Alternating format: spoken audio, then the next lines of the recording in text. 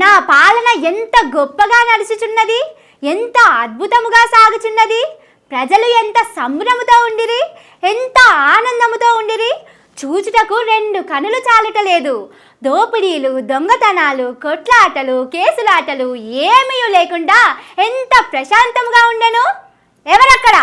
ఒక పారి ఆ దూరవాణిని ప్రారంభించుము. వారెవ్వా, రేవంతన్ సారు పాలనంటే పాలనే పోన్రి. రాముల వారి రాజ్యం లెక్క సల్లగున్నది. కిష్ట పరమాత్ముని పాలన లెక్క సంబురంగా ఉన్నది. కొట్లాటలు లేవు, తన్నులాటలు లేవు, దొంగతనాలు లేక దొంగలు వలసపోతుర్రు. షెడ్డి గ్యాంగోళ్ళు శెల్కల పనికి పోతుర్రు. సంపులు లేవు, గొల్లాలు పలగొట్టుడు లేదు, గొలుసులు తెంపుకపోవడు లేదు, గెట్టు పంచాదులు గాయబైనాయి, పోలీస్ స్టేషన్లకు కేసులు వస్తలేవు, పబ్లిక్ కు పరేషాన్లు లేవని సర్కారోళ్ళు జబ్బలు జరుచుకుంటే చెప్పుకుంటున్నారు. దునియాలో ఎక్కడ లేనంత మంచిగా పాలన చేస్తున్నామంటున్నారు. కానీ ఊర్ల సంగతి దేవునికి ఎరక. హైదరాబాద్ లనే ఏం చక్కదనం లేదట. ఇది మేం చెప్తున్న మాట కాదుల్లో, పోలీసోళ్లే చెప్పిండ్రు.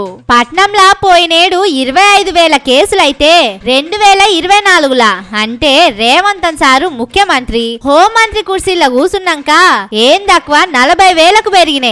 సోషల్ మీడియాలో పోస్టులు చేసేటోళ్ల మీద పెట్టిన కేసులు పోయినేడు కంటే 38% పెరిగినాయి. మాట్లాడితే కేసు పెట్టుడేనాయే, కరెంట్ వస్తలేదంటే కేసేనాయే, నీళ్ళు వస్తలేవంటే కేసేనాయే, 6 గ్యారంటీలు అడిగితే దాడులు కూడా చేయబట్టిరి. మరి ఇక కేసులు పెరిగాయా చెప్పుర్రి? చిన్న పొలగాన్ల మీద దాడులు సుతం పెరిగినాయి. ఇట్లా చెప్పుకుంటా పోతే ఏడాది భాగోతం బాగానే ఉన్నది. కానీ అమ్రాబాద్ అడవుల పులుల కాంచెల్లి తొక్కుకుంటా హైదరాబాద్ దాకా వచ్చిన రేవంతన్ సార్ అంటే ఎవ్వరు సుత ఎందుకు భయపడతలేరో సమజైతలేదుల్లా.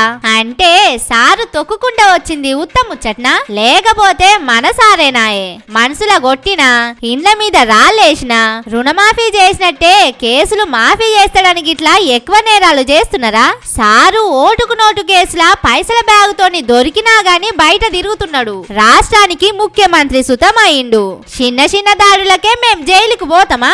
మేం సుతం సారు లెక్కనే పెద్ద లీడర్లం అయితాం, ముంగట ముఖ్యమంత్రులం కూడా అయితామని తప్పులు చేస్తున్నారా ఎట్లా అని పబ్లిక్ మాట్లాడుకుంటున్నారు. అందుకే సీఎం సార్ కు తెలవాలనే హైదరాబాద్ లనే ఎక్కువ కేసులు పెట్టించుకుంటున్నారని బయటోళ్ళు చెవులు కొరుకుంటున్నారు.